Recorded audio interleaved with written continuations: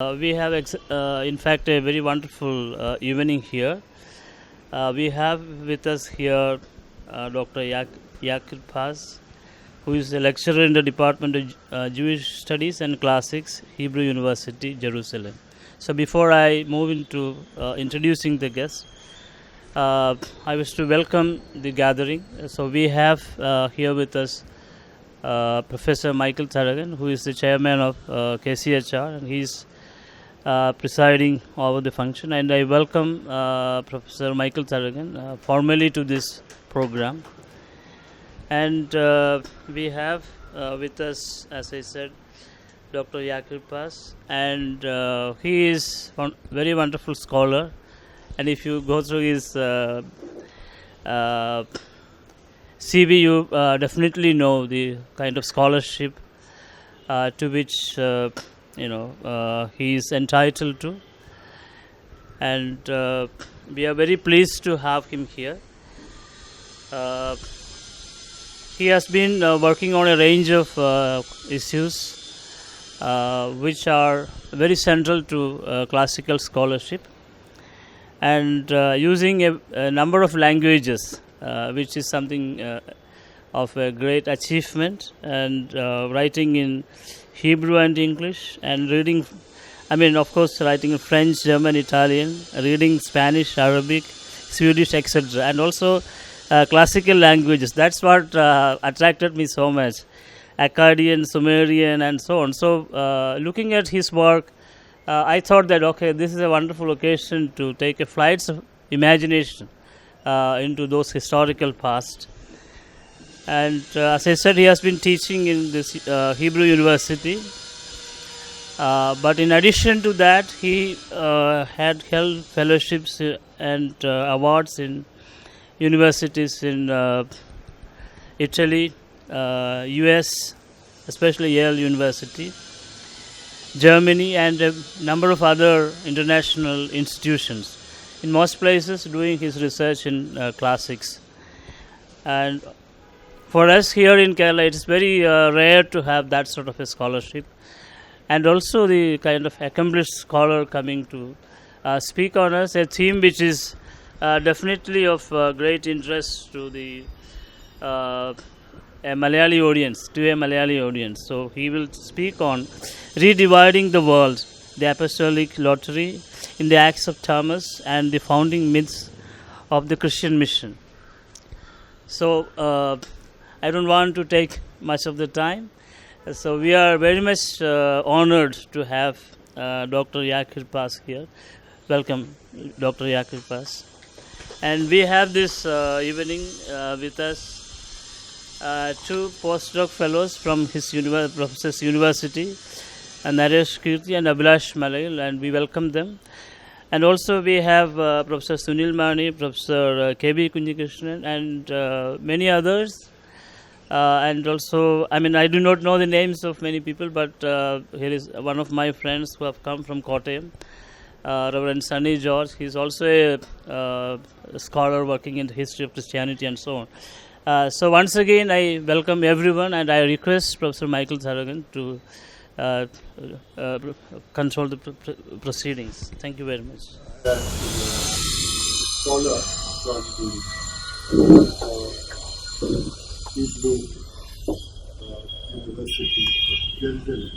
He is coming to Thiruvananthapuram, willing to share his insights with some of us. We were quite happy that we decided to welcome him as part of one of our occasional lectures. In between, I was also invited to an international workshop organized by a team from the same university called NEEM, was headed by well-known chanting scholar Dr. David Shulu.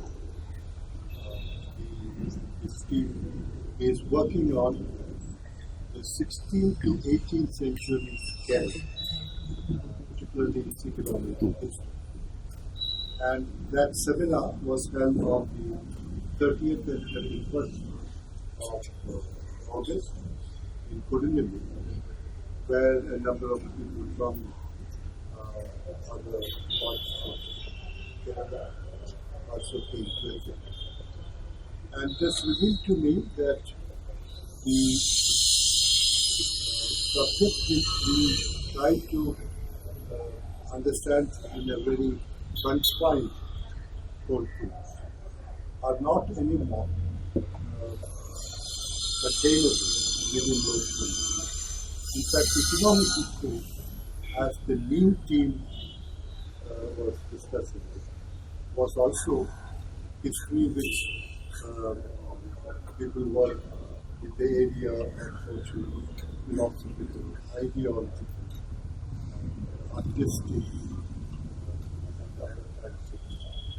history reflected in parts, other expressions of mankind, which has not an economic value, was brought together in their analysis. And a number of outstanding scholars are working on it, including people from state, nation, Malay, they're all working on this, along with this new group.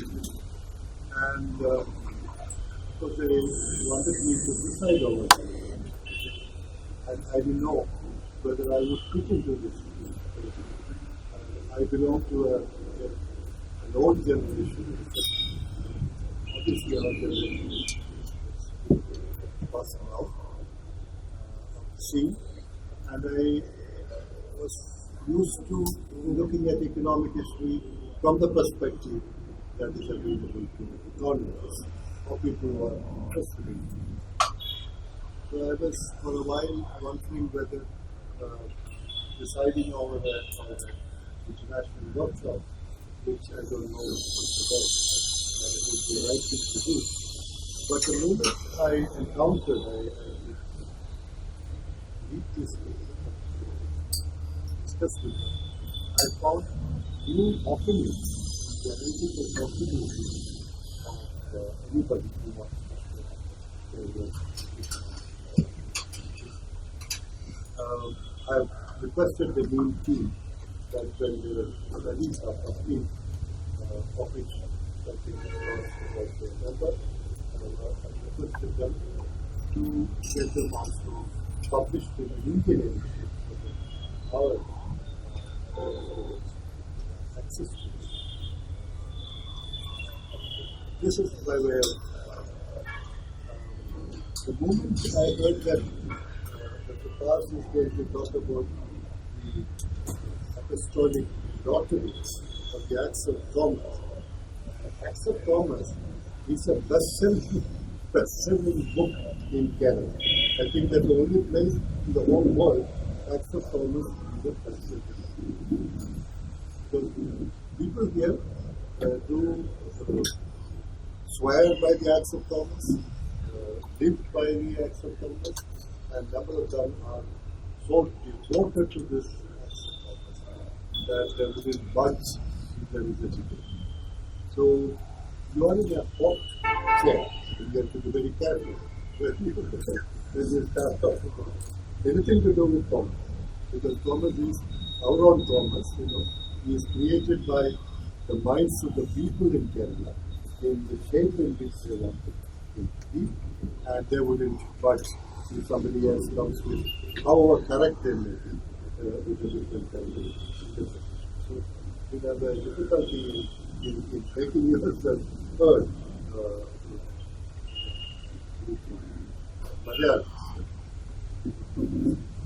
but that also opens up, that also gives you a privilege to talk about what happened with regard to the accept of it by not a follower of this work, but I'm particularly impressed by his the works that he has been able to write published, and also the superlative words that Professor Schultz used in his book. So I'm happy with that. But nevertheless, the short summary I read must imply correctly that he's also trying to look at the Axel Thomas intervening in the world of idea to reset the contours of the geography information of the world from there, according to, of course, the schools of persuasion coming from the dominant side itself.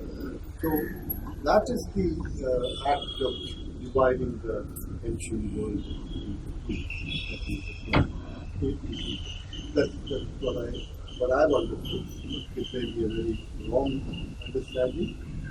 Let us listen to him and understand what he really means and have a very good feeling. Rather sit and firstly, I just want to say it's a great honor and privilege for me to be here. And I would like first to thank Abhilash and Rachel for organizing and Professor Ragan for sharing this session, and to all of you for coming, and for the Kerala Council for Historical Research for hosting this event.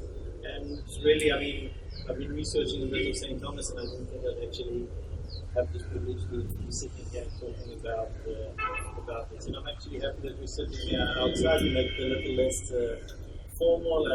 I'm not going to read out most of the talk. I'll speak, and I'm sure people here from different fields and from different backgrounds. So some of these things might be new, and there's a lot of, we'll go through quite a lot of sources, but at the end you'll see that the basic idea is quite simple and straightforward, but still try and bear with me through as we go through the sources. So,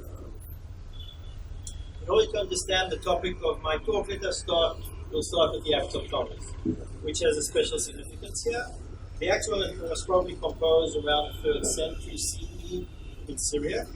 And now you have, I hope you all have the handout, so if you look at the first source, which is the opening, this is the opening scene of the Acts of Thomas. So when all the apostles had been for a time in Jerusalem, Simon, Cephas, and Andrew, and Jacob, James, and John, and Philip, and Bartholomew, and Thomas, and Matthew the publican, and Jacob the son of Alphaeus, and Simon the Canaanite, and Judas the son of Jacob, they divided the countries among them, in order that each one of them might preach in the region which fell to him, and in the place to which his Lord sent him. And India fell by lot and division to Judas Thomas the apostle. So in this scene, all of the 12 disciples of the apostles are convened in Jerusalem. That's where it comes from. And this takes place not long after Jesus has departed the second time, gone back to heaven. The apostles meet for a very interesting purpose, to divide the entire world among them. This division is done by casting of lots.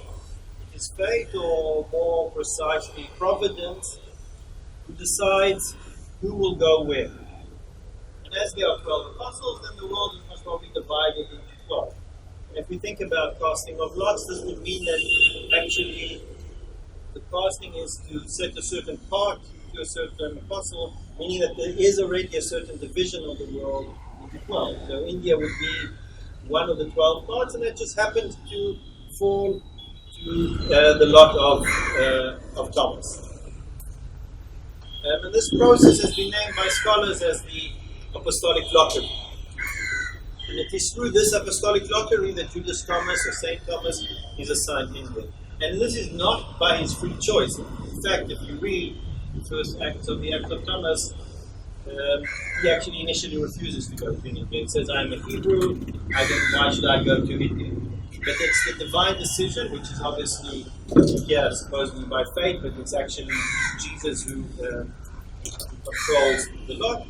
And this was mediated, so this divine decision is mediated through passing of lots. But this mythical scene is not unique to the Acts of Thomas.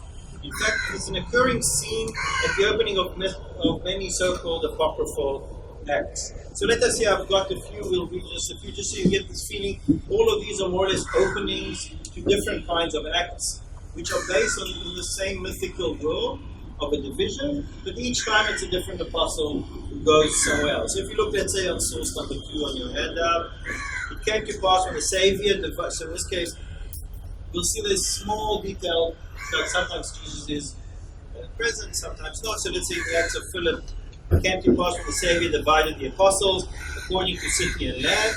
Each one went according to the order which the Lord appointed when the Lord distributed the lot to them. The Lord determined that Peter shall depart to Rome, John to Asia, Thomas to Parthia in India, Matthew to all the land of Judea, and so on.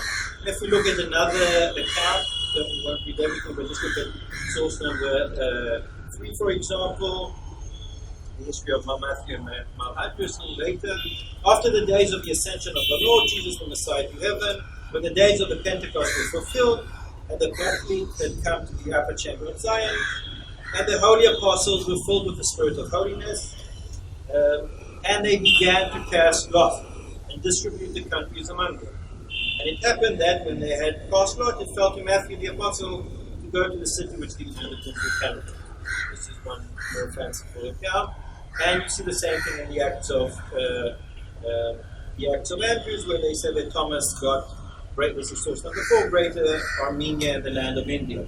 If you look there, we'll just look at one more case, which is the Didaskalia Apostolic, which is a very early source of the probably in the 4th century Syria. But when we had, this is now the apostles, this is spoken in first person by the apostles. But when we had divided the whole world into 12 parts, and were gone forth among the Gentiles into all the world to preach the word. And then we have the problem with Satan interrupting. So despite some difference in details, like who gets what country and so on, all these descriptions convey the same myth. The apostles divided the world by lot into 12, so that each apostle would go to a region which was allotted to him in order to preach the gospel and convert the local population. Even though this is kind of fictitious myth, this basic myth, it is of tremendous importance, much more, I think, than has been recognized up until now in scholarship. It is, in fact, the founding myth of the Christian mission.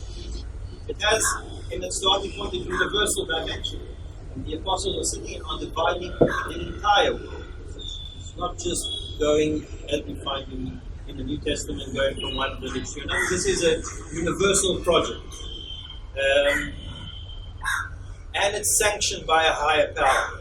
It grants divine legitimization for the missionary efforts, not only of the apostles, but this is also to the apostles' disciples. So this is a moment which this division is not just for these current apostles. This is supposed to be a division which will continue onwards. And the purpose is to bring the entire world into the fold of the church. And the impact on this myth, on the history of the mission, even up until today, I think cannot be overstated. Yet, the question is, where does this derive from? Where does the idea that the world is to be divided by 12 by lots come from? And what's actually theological, and as we'll see also, political significance of this? So what follows here, I would like to explore its political background associated with this. I want to show now that this is connected to an earlier myth about the primordial division of the world, as well as ideas which have to do with zodiacal geography. This is a term I'll explain shortly. And in addition, I want to show that this innocent-looking myth has in fact subversive political message, which is set to undermine the entire political structure of the ancient world. So scholars have struggled to find the origin of the myth. So some have pointed to New Testament precedents, some to ancient Near East precedents. Let us first look at some of New Testament precedents, which we'll see have some of the elements, but they don't come together in its entire full-fledged myth. So if you look, let's say, and now back to your handout, source number 8. This is from the book of Mark, the Gospel of Mark. So Jesus says to them, go into all the world and preach the gospel to all creation. So we see already in the gospel some level of universalism. So this gospel is supposed to go through the world, but there's no idea of vision, of dividing the world, just this idea that this is a universal message. If we look then at source number 9 on the handout, so Luke 10, after these things the Lord appointed 70 others, so besides the 12 apostles, he appointed 70 other 5 apostles, and then sent them 2 by 2 ahead of him unto every city and place whither he himself would come. We will shortly see the importance of the number 70, which I already say 70 is the number, the typological number of nations in the world in antiquity. There's 70 nations, and also by definition, then also 70 languages. So this is very clearly Jesus is appointing 70 disciples. Yet when they're going actually to the head of Jesus. Mainly, it seems to be more kind of a local preaching. So, but we do see that there is, the myth in the Acts of Thomas is not coming with no Christian background. There is a background of a universal preaching. Another interesting point which we can see is that there is some kind of use of casting of lots already in the New Testament, and this is in the book of Acts. This is source number 10 on your handout. So they nominated 2 men. So now we are, in this case, this is after Judas Iscariot had killed himself. So we are down from 12 apostles to 11 apostles.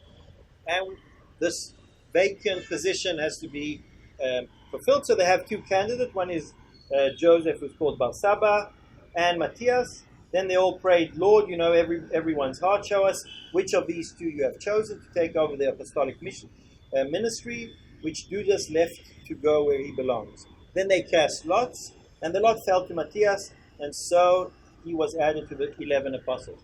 What is interesting in this case is firstly this idea that you have to have 12 apostles. One could have thought of a different scenario. Jesus had 12 apostles because he had collected 12 chosen people. So if one dies, we're down to 11 and so on. But the idea is no, this is an institute of apostolship that we have to have 12. So the number 12 is of very high significance, and this choice to replace the vacant seat is done by casting of lots. So we see there is some kind of precedent of using lots, using supposedly random, but in antiquity lots is actually a technical way of revealing the divine intentions. So we do see there are nuggets, if I call them nuggets of this myth, but they don't come together. So what I would like to suggest now is that we go somewhere else, and this is which is also, by the way, basis also to some of the elements we'll see in the New Testament, and to go to the Old Testament, and I think we can show. I'll try and show now how this myth comes to be, and I think this will shed light on the entire significance of this opening scene of dividing the world.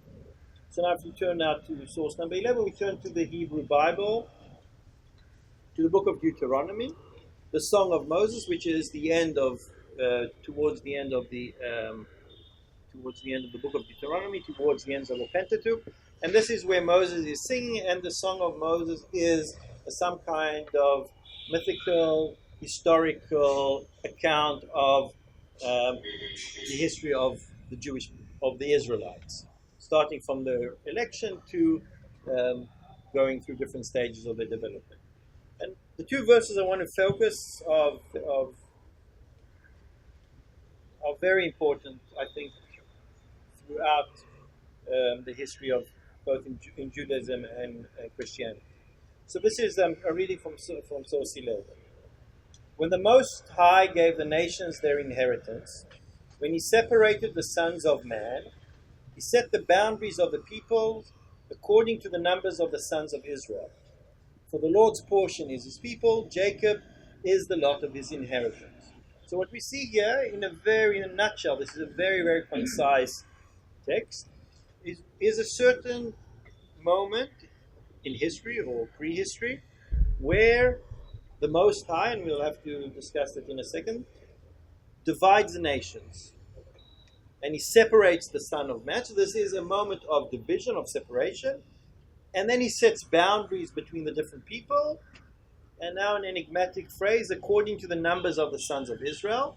This we'll return to. So according to a certain number. So the nations are divided according to a certain number. And the Lord, Yahweh, portion is his people. So it's Jacob. So the Lord receives as his inheritance Jacob or Israel. And there's a few difficulties in this small section. So one is what is the event described? When does this take place? Another problem is, what is the number of the sons of Israel? And another problem is, what is the relation between the Most High and the Lord? The two ways. Either this is just two names for the same God. So the Most High divides the nations and he takes for himself Israel.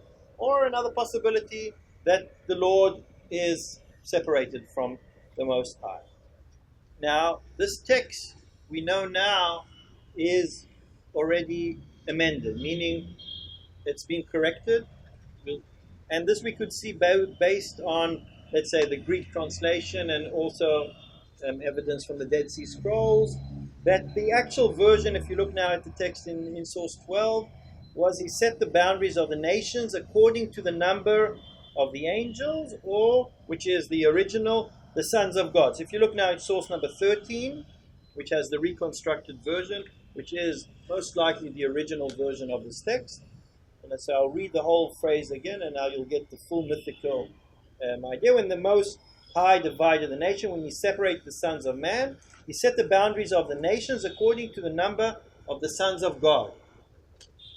So what we have here is, what we also have other allusions to that in the Hebrew Bible, is a certain event taking place in heaven where God, or the Most High and his entourage, the sons of God, certain entities which later become angels but at this stage are still deities, and there's a division taking place there where every God receives a nation. It's a very important moment because this is the basic moment which would explain everything in a way. The existence of different people, the existence of different religions, and so on. And this also is originally, this would have referred, the sons of God is actually in the Hebrew the sons of El, which is an earlier deity, and most probably the number, as we will see, would have been 70, because this is in earlier myths, Canaanite myths, El had 70 sons. But we could see that this disturbed the later scribe, and this is most probably already takes place in the 4th century BCE, that this expression, sons of God, sounded a bit pagan, and therefore was replaced by the sons of Israel. So we now at least have an understanding of what the scene is, but we still don't know when does this actually happen and what its significance is. And there are different interpretations, and a lot of it is also got to do with the way it was received. We'll discuss a few. As to the number of the sons of God or the sons of Israel, the tribes of Israel, there are two main interpretations in antiquity. One is that it's 70, and this will be a number which is most probably the original number, which corresponds then to, already we know in the Bible, and as I mentioned before, there are 70 nations. So you have the division of all the nations into 70, and that would be, there would be 70 sons of God. Every son of God receives a nation. And this was also been able to be preserved also into the sons of Israel, because according to the tradition, 70 sons of Israel or sons of Jacob went to Egypt, so this number 70 can be maintained. And in addition, another thing when we have this idea of 70 is, if we read it through the biblical prism, when did the division happen? When were the nations divided? This would have happened at the Tower of Babel. This is the moment where all the people came together to build this huge tower, and as a punishment, God dispersed them. And already in the Bible, this is the explanation of the origins of the different nations and the origin of languages.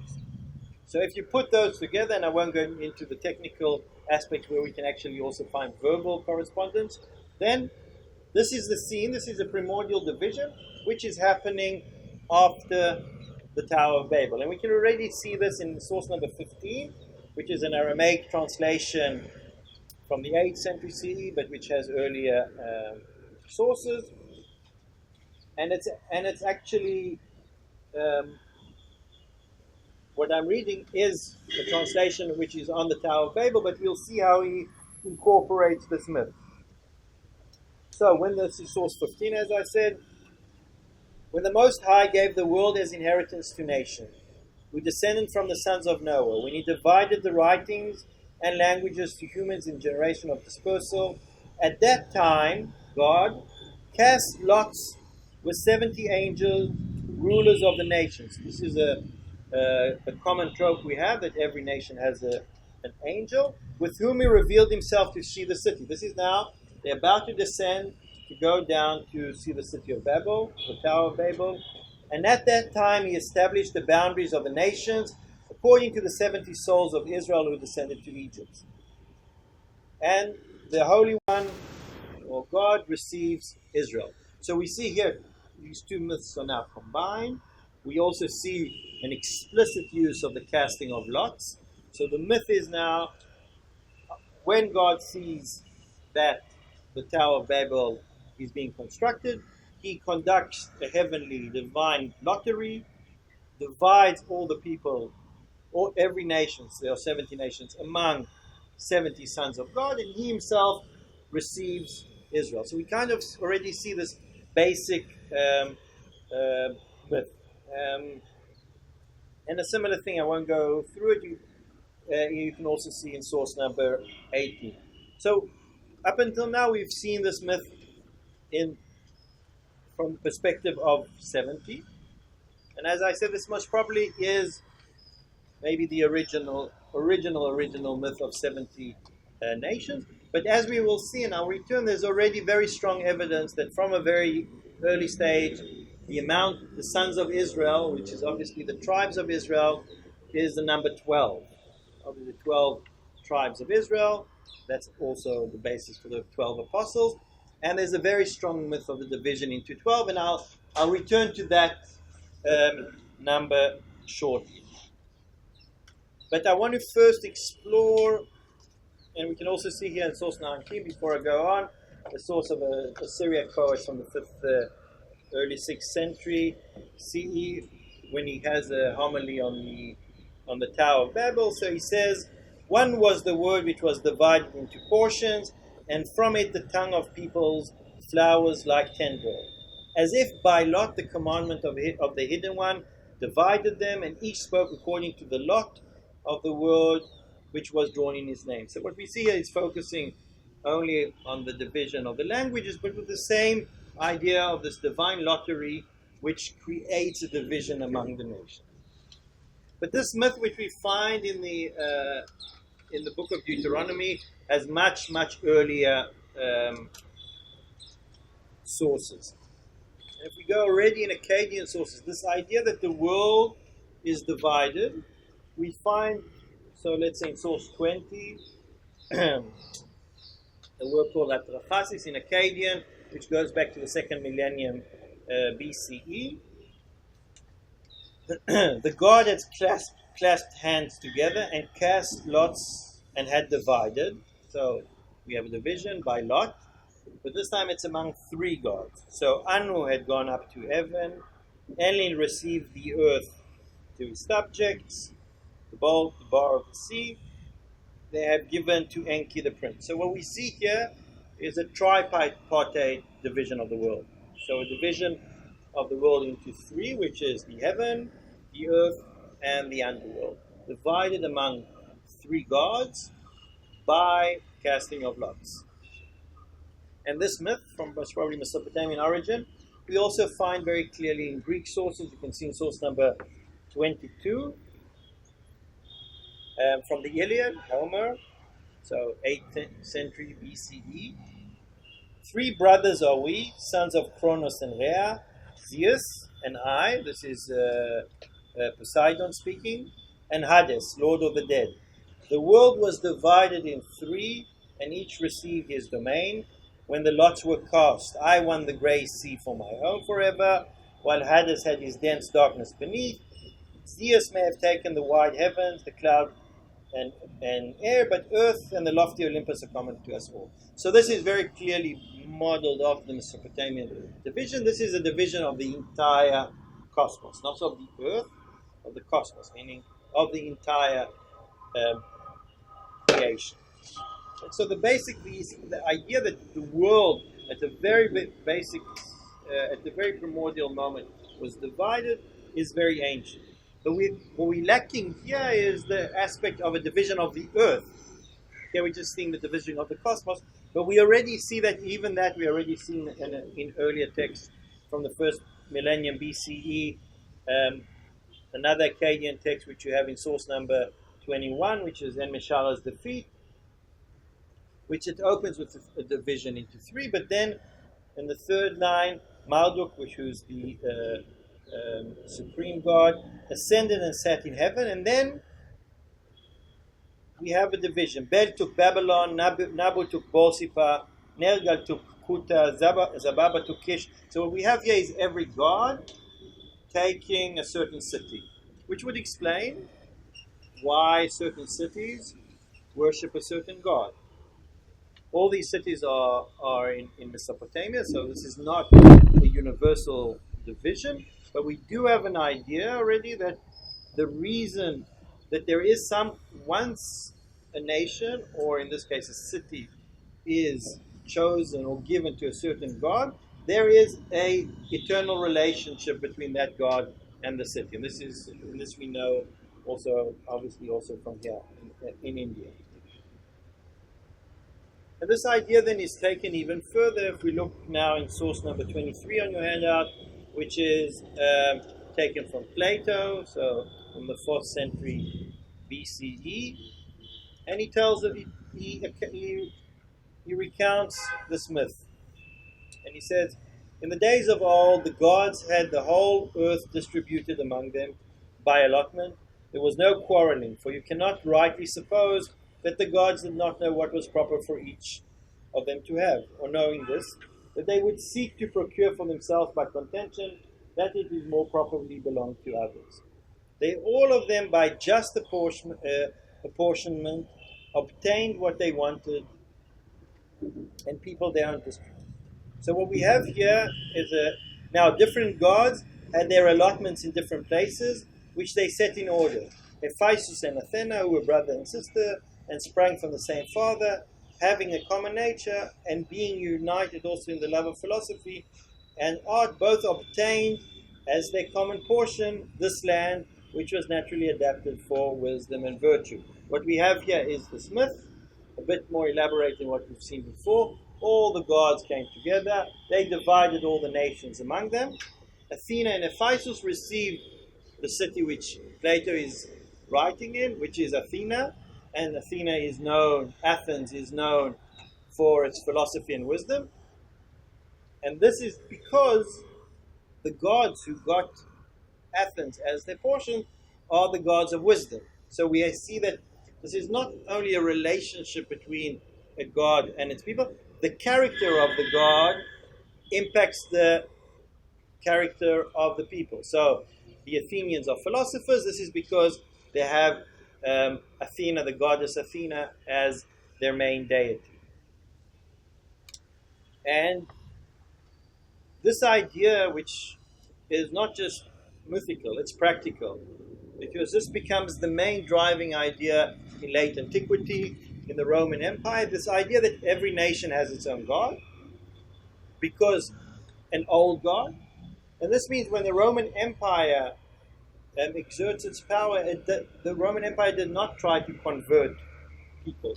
They respected the different beliefs. You have to acknowledge, obviously, the emperor as the main power, but they respected this thing because this is the idea. This is the basic political structure of the world. This is how it is.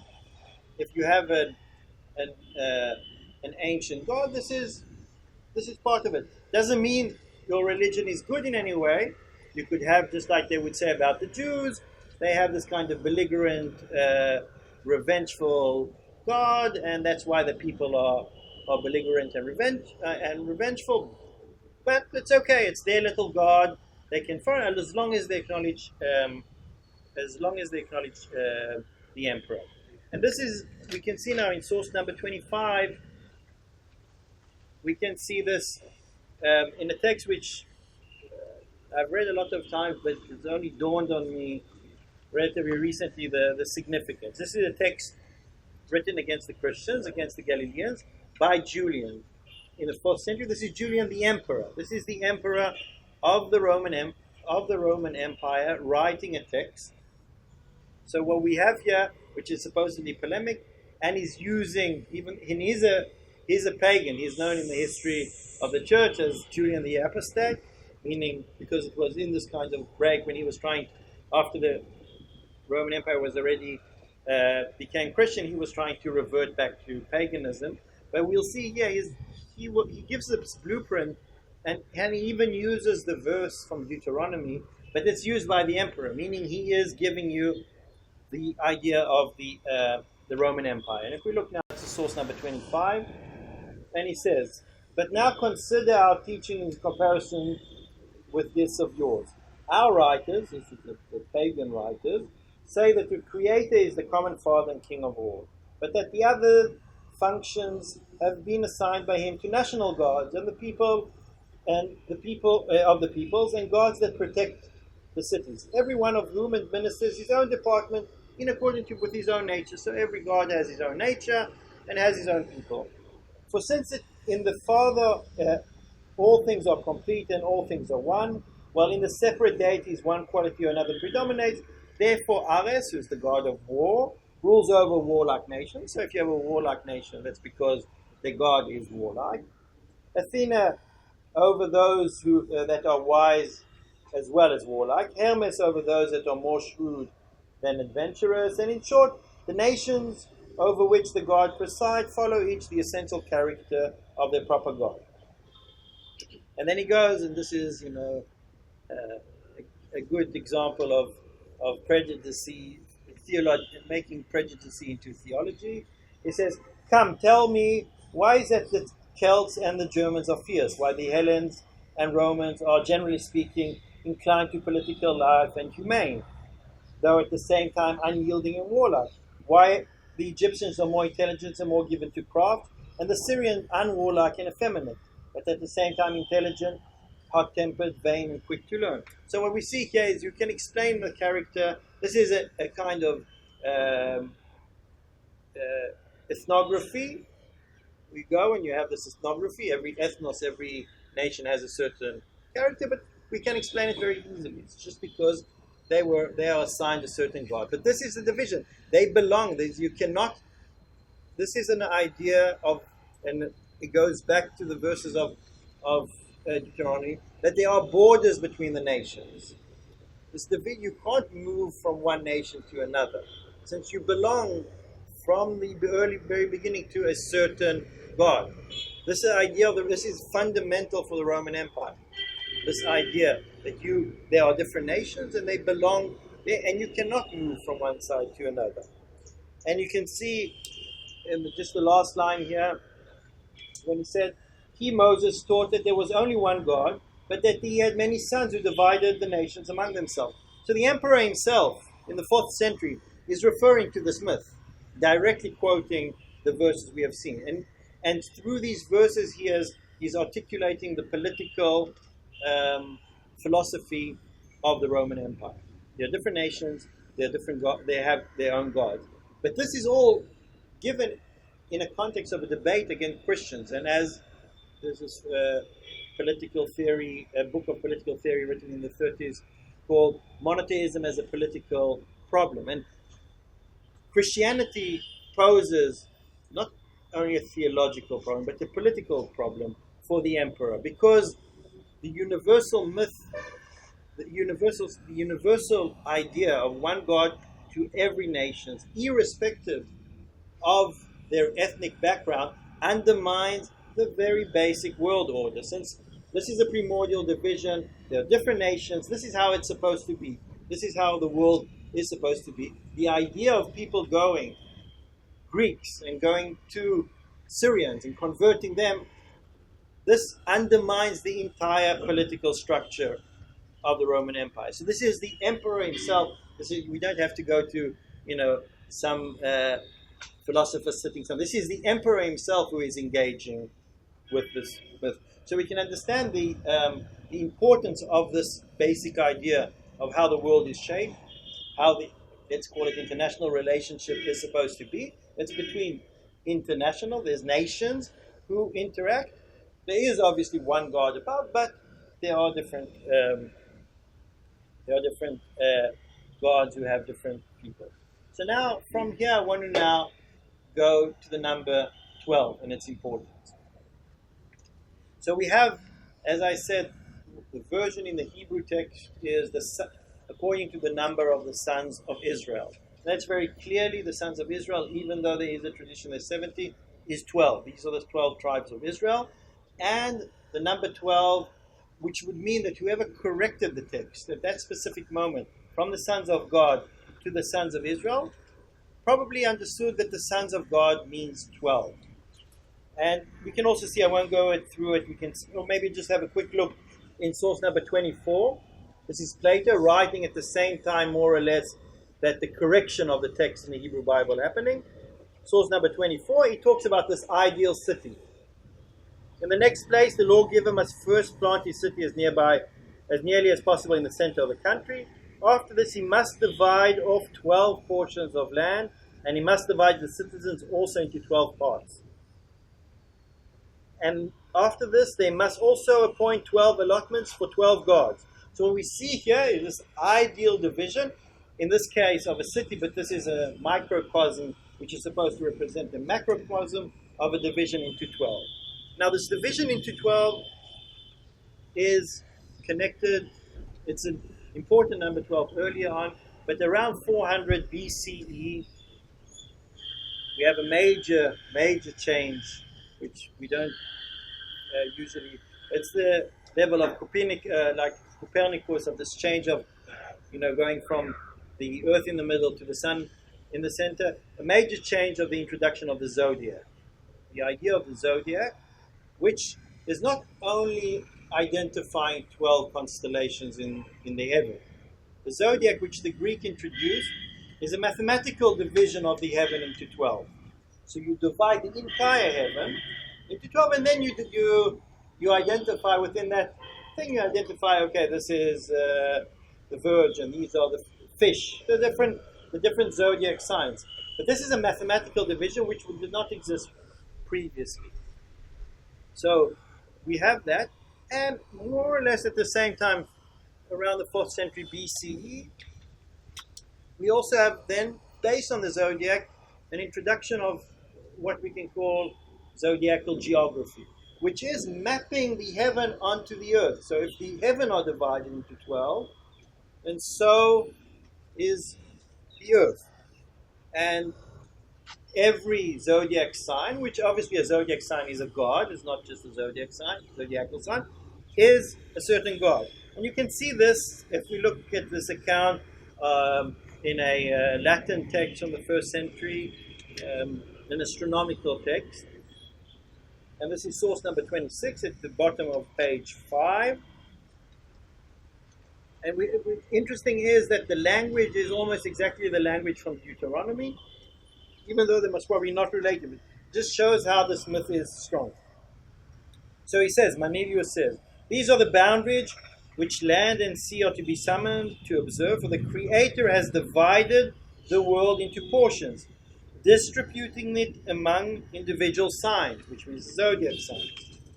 Each guardian power he has given a special region of the world to rule, bestowing also the people and mighty cities proper to them, wherein the sign could claim their predominant influences. Thus, is the world forever distributed among the 12 signs. And from the signs themselves must the laws prevailing among them be applied to areas they govern. So what we see here is now combining this myth which we are talking about, the vision of the nations, now combining it with the idea of the zodiac. So there are 12 signs, therefore the world is divided into 12, and each sign, which is a god, has its own portion, and that explains the customs, the language, and the behavior of that certain portion. This is very concrete for the Greeks, because just like they had introduced, which is new, a universal concept of heaven, they also constitute a universal concept of earth. If you look at earlier maps, let's say from Mesopotamia, they're usually very local. So you'd have, when they do a map of the world, you'd have, let's say, Babylon is very big, and the further you go, the smaller the places. So it's a kind of very provincial concept. The Greeks, on the other hand, were trying to map the world in an objective way. And if you look at the last page here where I gave you a few maps, these are actually the map. The map you see here, this one is done by Eratosthenes. It's already a 3rd century BC in Alexandria. And you can see there quite amazing achievements of Greek science and Greek geography. This is the map of the world. It's quite good. I mean, it's, if you excuse some things, it doesn't have a center, and you can see it includes India and Ethiopia. So things are, but it's not so far. I mean, it's quite an achievement to draw this. And on this map, scholars in antiquity put the zodiac onto it. So if you look, you can see the signs of the zodiac over here, and you can see how they are divided. Yeah. So what we have here is universal on a larger scale, because we are mapping the entire heaven, because now it's divided mathematically, onto the entire earth. So this is no longer an idea of these remote places we don't know. This is an objective science of trying to map the entire world and the heaven and make one concrete and systematic system, which is a huge achievement. This idea that you live in a world which we know as modern people, that the world is kind of known. We might not know, we might not be in there, but exists Australia, there exists other places. This is a concept that you are in a world which you kind of know. This is not the concept where you're in your little place and you think of these remote places. So this is a major change. And a very similar thing you can see in the second thing, which is this Windrose by Timosthenes of the 2nd century BCE. He's from Rhodes, so he put the center in Rhodes. But you can see the same thing. He's dividing into this kind into 12 winds. I won't go into the details. But you can see the same map and division of the world. So we can see literally what the division of the world into 12 looks like. And if you just turn the page, the page before, where you have this list, this kind of list. I'm not obviously go through it, but you can see this kind of associating a zodiac sign with places. And the first column here you see by Paulus Alexandrinus, which was probably from the 3rd, 4th century BC, so very early on. You can see a very simplified account of the world, but you have one country to every sign, and you can see that India is the last one here, assigned to fish. So we see this idea of division of 12 is early and part of the basic scientific fabric of the world, that there are 12 parts to the world. And now I want to try and now put this all together to come back to the Acts of the Apostles. So we see that what we have here is the combination of the primordial division of the world by casting of lots among gods, which every nation receives. This then receives also a very concrete geographical idea. So zones are assigned to certain gods, and this explains literally everything. And this could be, if you put it in the framework, the biblical framework, this is a result of Babel. The pagans wouldn't say that, but the result of a moment where there was a united humanity with one God, and it was then splintered into languages, religions, and deities. So now, if this is seen, so from the political viewpoint of the Roman Empire, this is the good situation. This is how the world has to keep the equilibrium. This is the primordial division. This is what is supposed to go on until eternity. But what if you see the Tower of Babel or the moment of division as a negative point in the history? So what is your vision for the future? How is this division going to be healed? So the Bible has a few accounts. And if you look at source number 28, for example, this is from the book of Zephaniah, one of the prophets. He says, God says, "For then I will turn to the people a pure language, that they may all call upon the name of the Lord, to serve him with one consent."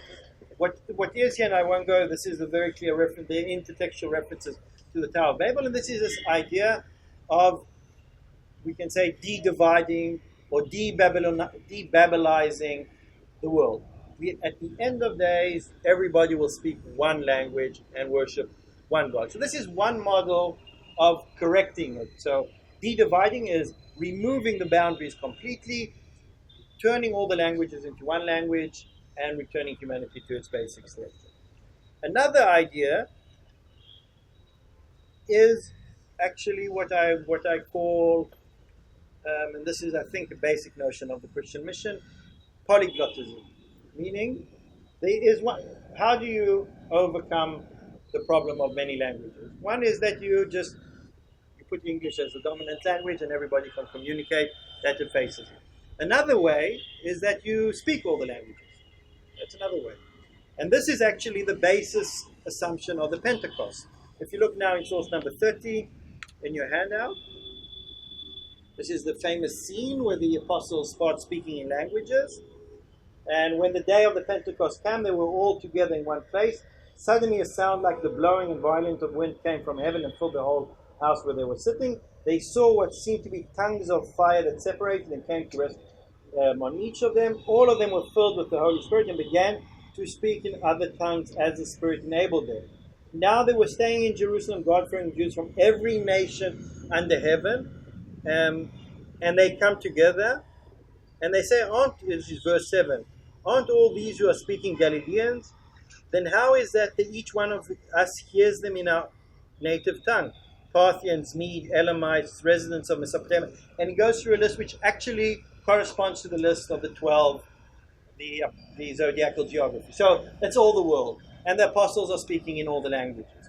So this is a clear model of correcting Babel, but not by eliminating the division of languages, but by speaking all the languages.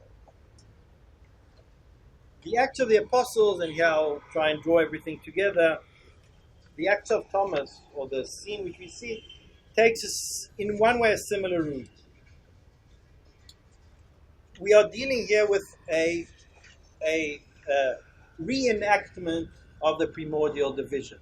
The primordial division by casting of lots into 12, which created the political, theological, linguistic, and ethnographic situation of today, or of the days of the Acts.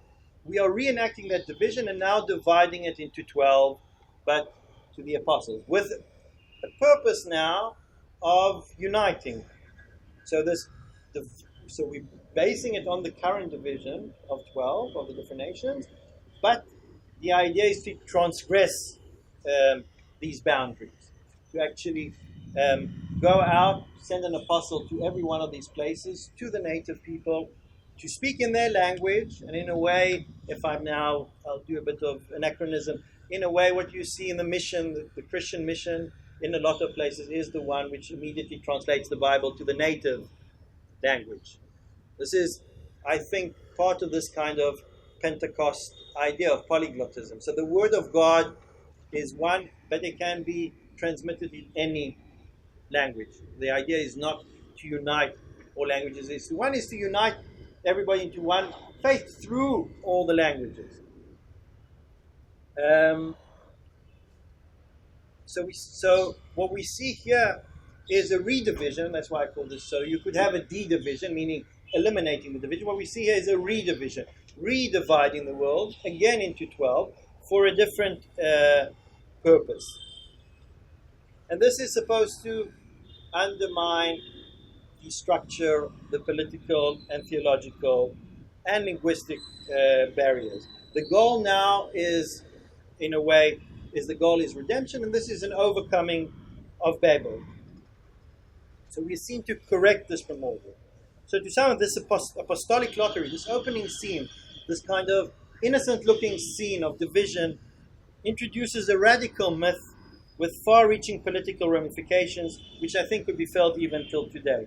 This myth wishes to unite the world under the world of Jesus, and by doing that, it seeks to transgress the current borders of countries and nations, and by that, in a way, destabilizing the very foundation of the ancient world order. Thank you. After purely ideation and the evolution of redemption, how it was enacted from time to time. I mean, it's superb. I mean, its connections with the Deuteronomy, the way the Jewish, the Greek overwhelmed the world. Subsequently, how the Roman Empire borrowed it and later Christianity adapted it. All these things are, I mean, as you said, these deep political implications of this lottery system. It's brilliantly exposed. But then the problem is when we link it up with the actual situation, or rather the reality, the empirical ground situation, we run into problems. I mean, for instance, I mean, coming back to the taboo subject, which Michael warned you that you should not deal with. The way historians saw the division of Eusebius, who tried to make it eminently clear that Thomas's domain was Parthia, and probably Malabar or India was subsequently added. I mean, in the Romana. But therefore, the question arises how these ancient notions were subsequently subjected to interpretation or misinterpretation to meet the requirements of people in belonging to different religions. I mean, it remains a problem to be figured out. That's it. I think, I mean, that's... Yeah, I think it's better that you go one by one because, No, so should I? Yeah.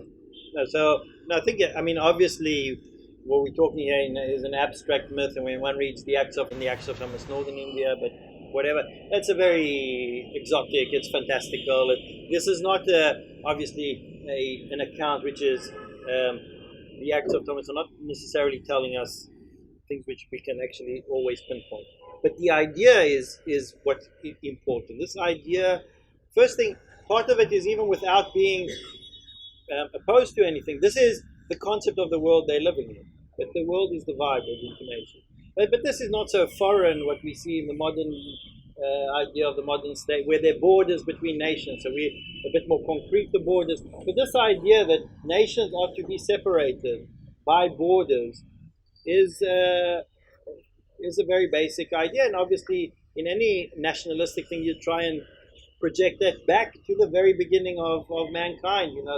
This idea of a nation, this tripartite connection between a people, a land, and a God. This is a very, very basic notion, which I'm sure you see also here. This idea that you can keep this, and therefore these borders should be maintained. Transgressing these borders is an act of violence, an act of sacrilege, an act of going against history. And I think this is where this opening scene is so radical, of this purpose. And obviously also different places in the world, they also experience the mission in different ways. But this is a radical idea of overcoming borders, of trying to eliminate them, of going to places and changing that basic equilibrium. And I think by now, I mean, things have, the idea of religion, we actually have changed a bit our concept to what there is. Today, maybe in India it's strong, it's the idea of a religion and the land. But Christianity introduced an idea where this is supposedly not a matter of land. It's not connected to geography, and it's not connected to ethnicity. And this is what I wanted to expose of how radical this is. How radical this is. And this is one of the reasons that, in a way, at the beginning, the Roman Empire was persecuting Christians. Because, in a way, this notion, and Julian, in the 4th century, he realized it. This notion is, first and foremost, a political problem, because you are undermining the stability of the world order. And this was, I think, intended by the Christians. Eventually, the Roman Empire becomes Christian, so that idea of union becomes more feasible. But yeah, in a certain stage, in an early stage, you already see that this is the idea. This is what, when we talk about the universal message, it has a price, a universal message, because prior there's no universal message. So this is on the one hand, an idea of harmony, of bringing together everyone, but at the price of, obviously, this is explicit, of undermining what was previously. I think this is a message which we find quite a bit. Yeah, but that division was based on the notion of existing world. I mean, what was beyond that? China, Latin America. Now but that's your limit of this. Since if you take it from a point of view of a Greek, let's say, of seeking objective truth, the world you see here is not canonized. It's not a canon. This is what our scientific knowledge. If you tell a Greek, or if you tell Eratosthenes, they wouldn't unnerve him. That's no problem. So we had, this is what the Greeks, at least in the 3rd, 2nd century BCE, it's not canonizing a worldview which is mythical, which we find in Judaism, in Hindu, in other things. It's supposed to encompass the entire universe. If you go in, and I guess if you find a few more colonies in stars in the entire cosmos. When you add the zodiac to geography together, you encompass the stars and the heaven into this message. So I think it goes beyond the concrete borders of what was there, of the mythical geography they have, of this division of what is India, what is Parthia. It's a bit confused in one way, but the texts are not written by scientists. They are reflecting certain notions of the time. But it's an important notion, the basic notion that the world is divided.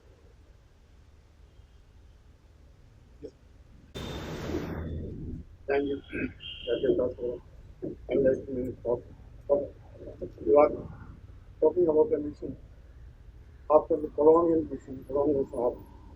So something was a remote past, and where colonial is basically look and how the mission cooperated with the colonial powers like that. That's one thing. It was a universalism was a challenge that Philo of Alexandria found out the Greek have a universal outlook, but the Bible believes in that it dictates a universal outlook. That's why translation to certificate and all these things wanted to put a universal character to the religion becoming. Of course, then the notion like this wanted to put it a universal frame rather than in the Bible frame of the 12. So a continuity, discontinuity, the challenge and fun with it. Other thing is interesting is the surrounding myth we are discussing in a post-truth variety like that. That means if a discrete formation like that happening in the present world also, then some claims of even if that is not an objective fact. For example, take the arrival of St. in India.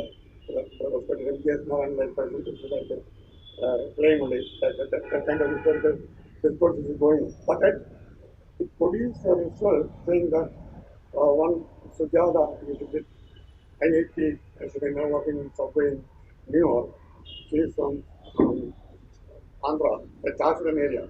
She was studying in IIT. She is a little bit nervous of the past burden. But she looked at some girls from traditional some Kerala girls. They are very Bombay standards. And she asked why you are behaving. And they said, we are converted to Nambudris. Actually, there is no frame or historical reference to convert to Nambudris from the 1st century. But that descriptive formation gave a self-consciousness that differently than the self-consciousness in a caste and race sector. So, it is not the historicity which we want to explain. Or it's a myth, and the discourse on a myth is the power to create a self-conscious self and to our resistance or some kind of thing. That may be a good thing to do. Okay, I hope I understood the whole about the colonial. Obviously, this is much later than what I'm discussing, and I'm discussing a text actually written by Christians who have no political power. Whoever's writing this text in Syria has no political power, but the vision is there. And I do think, the things I'm saying, they do. At the end of the day, it just depends on your point of view. If you a indigenous person you could view this either as the coming of the gospel and we are now redeemed, or you can view it in some form of religious colonialism, of this kind of flattening of the world. Now this could be seen. It's the same thing with globalization. The flattening could be seen as a positive thing. It could be seen as kind of effacing the local traits. But my point is not. I wasn't.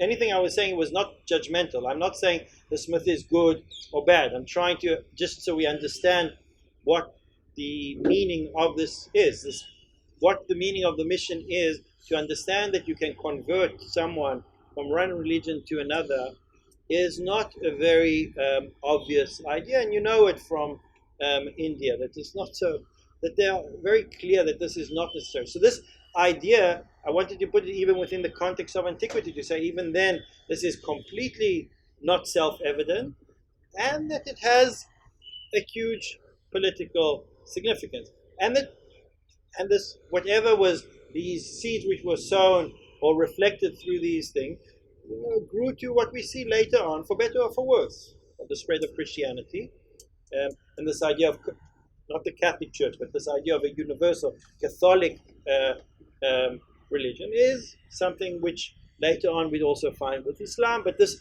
is an innovative idea. And again, I think if you look with the little I know about India, the same things you'd be able to see of a certain effort to keep these kind of primordial divisions of hierarchy within humankind or within a certain religion. These things are there. So we can at least identify with some of these issues, but I wanted to put this in the context of antiquity. And you mentioned Philo. Obviously, the universal trend is not a novel trend, completely novel, and there are precedents within the Hebrew Bible itself of this idea. But a concrete effort to the mission might have already existed in Judaism in the first few centuries, but Christianity puts it in the focal point, and these ideas of these acts, also the acts we find in the New Testament, and then these apocryphal acts, they are, at the end of the day, about the mission. These are texts which are celebrating, they have a certain thing. Usually the apostle reaches a certain place, he founds a few churches, and eventually he's martyred, and then there's stories about the body. So it has a certain typology, and this is very, I wouldn't say folk, but these are simple stories. But these simple stories hide a much broader political project, which again, it's not necessarily masterminded by anybody, but it's part of the basic tenets of Christianity. So these are not something to be taken for granted. That's it. So if some can see this as the moment of the beginning of universal salvation, and some can see it as some form of precursor to colonialism. It's just a matter of where you stand. Apostolic lottery. Apostolic lottery. It is strong parallel. One Max Perus, the molecular biologist. Then Max Perus, the molecular biologist. Nobel molecular biologist said that every baby is born out of a genetic lottery. So these are strong parallels to what you think. Every nation also is born, or every language is born out of a certain lottery. The takeaway from your speech is the Babylons. That is the takeaway thing. Means the polyglot times. The polyglotism. That is the message from here. Okay, so the 2 points here. One, so this, I didn't go deep into the theological and philosophical ramifications of a divine lottery. But yes, this idea of election by lot is, it could be also just at the beginning, this is just how it was done in antiquity, everywhere. You have to divide a certain portion of the land, you divide it by lot because you understand that the lottery is a certain form of mediating the divine choice.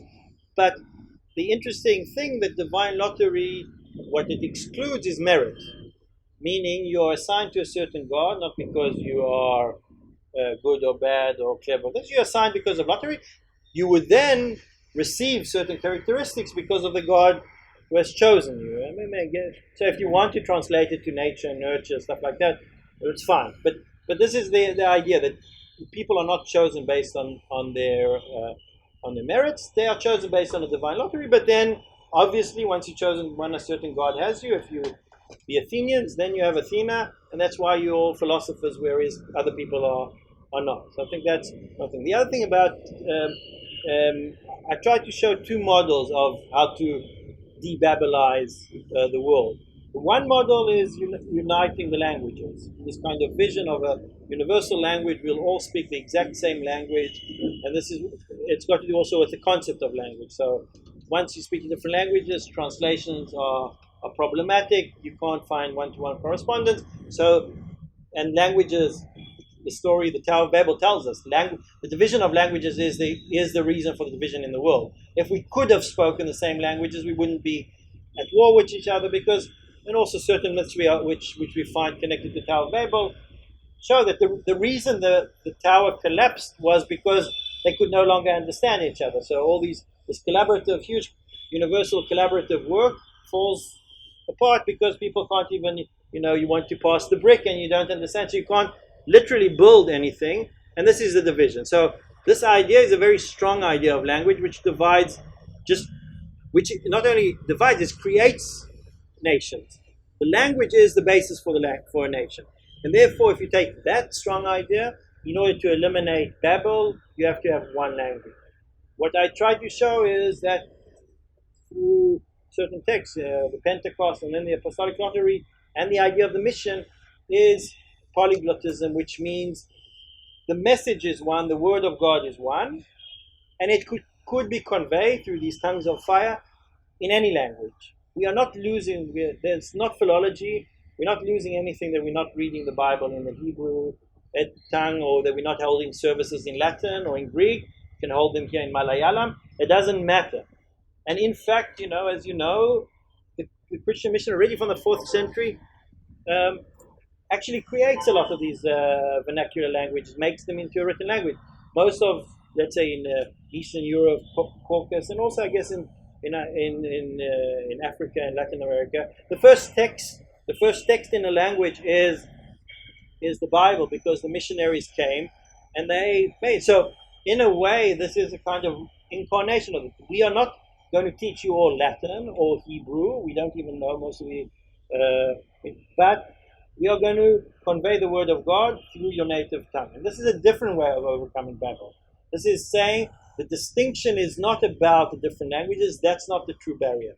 True barrier is that what the content of what you were speaking of was separating you. Once we bring the word of God, I was trying to show that the Apostolic lottery, once you divide the world and you send one single apostle to there, he is not supposed to teach people Hebrew. He's not opening Hebrew classes there to teach. He is supposed to bring the word of God, and eventually maybe he, the apostle, not, because he'll be martyred quickly, but his disciples, who are local people, are going to be speaking the local language. So this is a different way of overcoming Babel. And I think once you see that it's the basic logic of the mission from a very early stage, but obviously also not much later in recent. Sorry, also in the course of the story of the ascent of Monopolis from Moses' time, manifested the emergence of the Jewish, voted by the Roman Empire, and the idea came into firewalls all around in the age of, let's say, the imperialism as it expanded between boundaries, and they were in a bind, not able to penetrate. I mean, so far I can understand the story up to, let me say, the 15th century. Oh, that's a lot. If you understand, you've covered quite a lot of ground. If it's up to 15th century, that's a lot. I'll say this thing. In a way, the monotheism of the Jewish Bible, and this Julian the Emperor recognizes, is reenactment of this division, because all you say is, well, the Most High, he got Israel. So we have the best God, and the other nations have other gods. Later they'll just have angels. Even later they'll just have demons.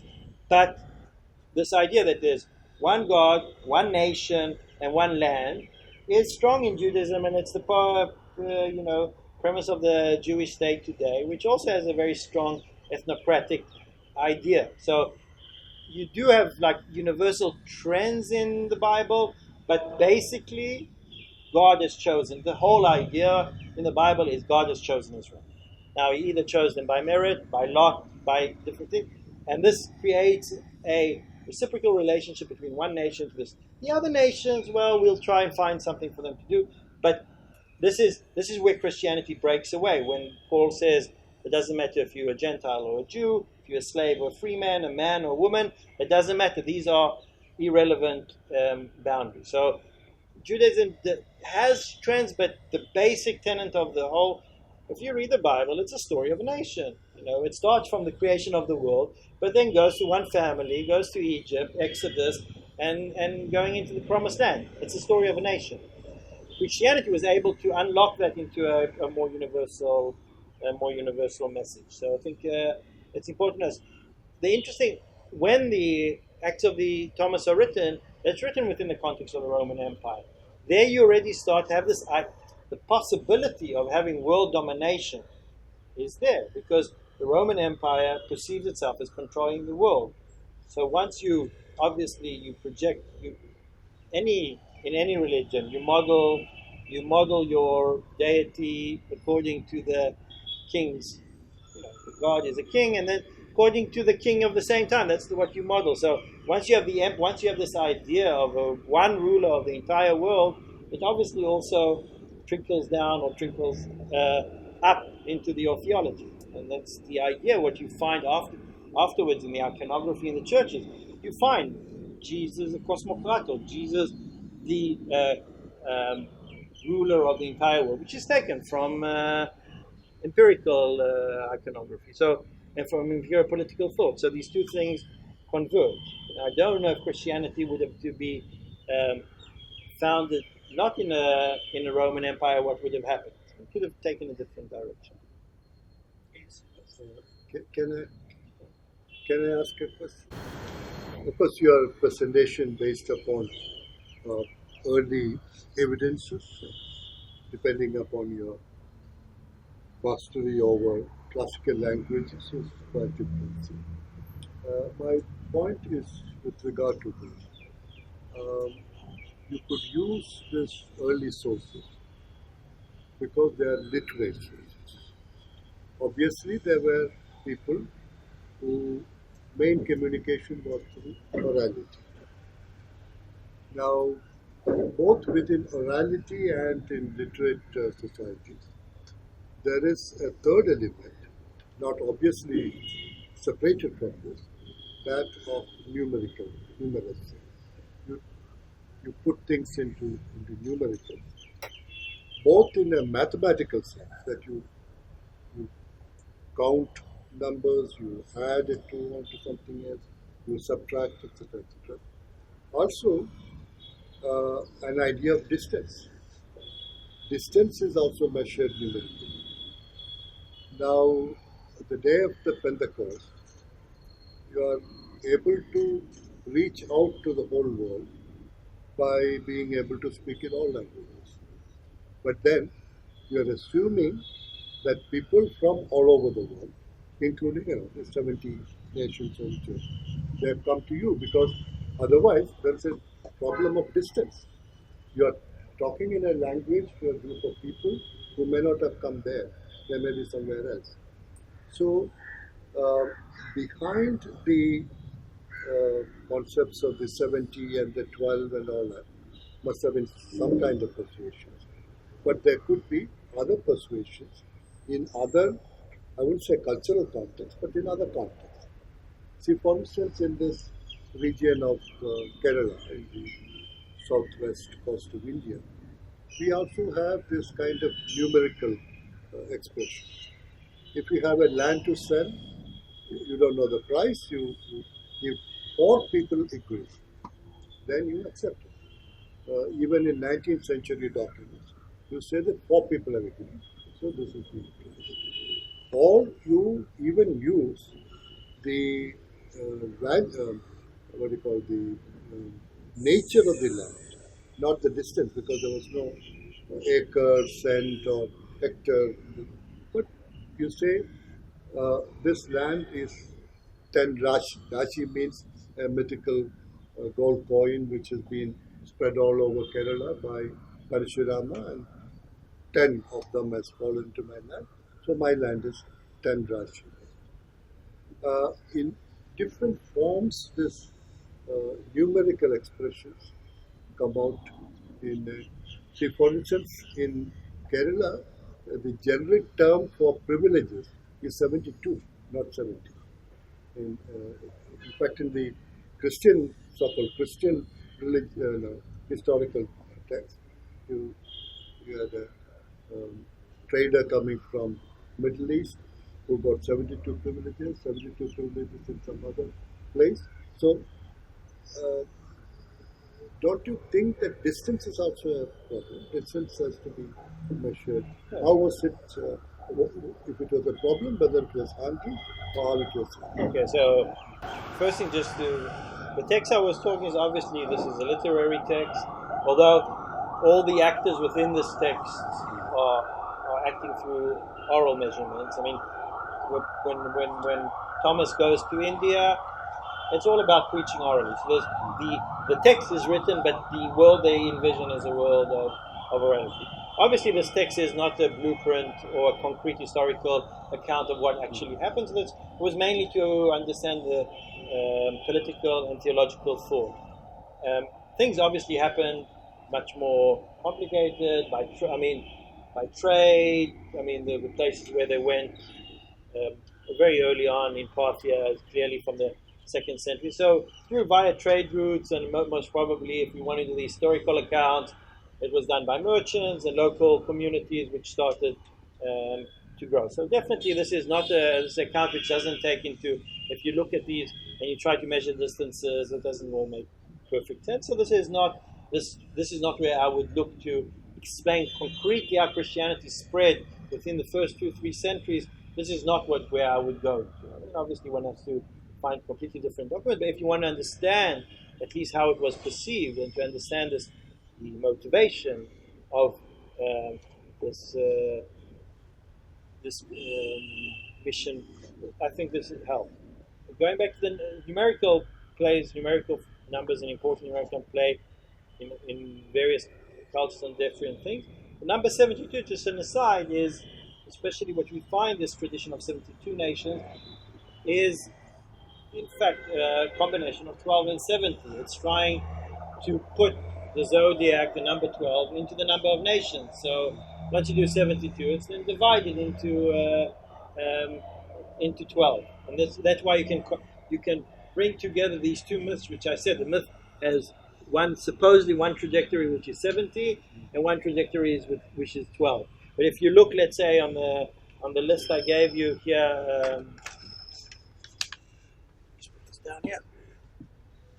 If you look at the page, the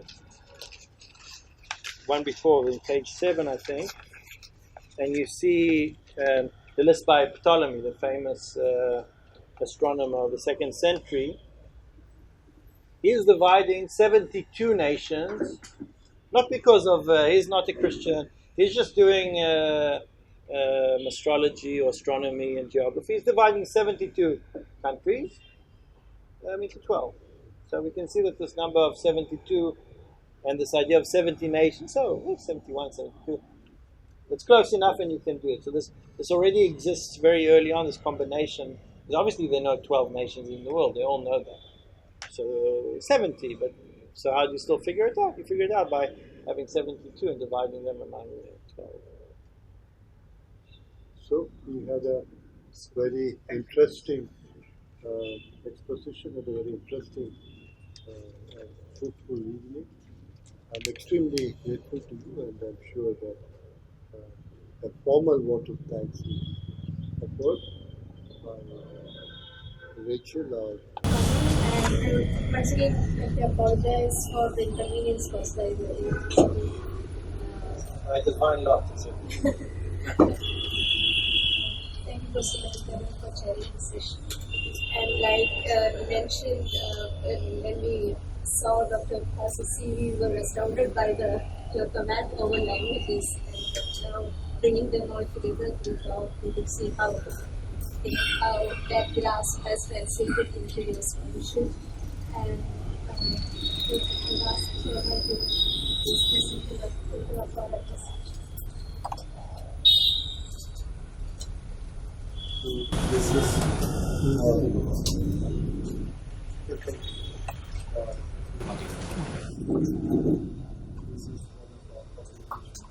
Sorry, we should have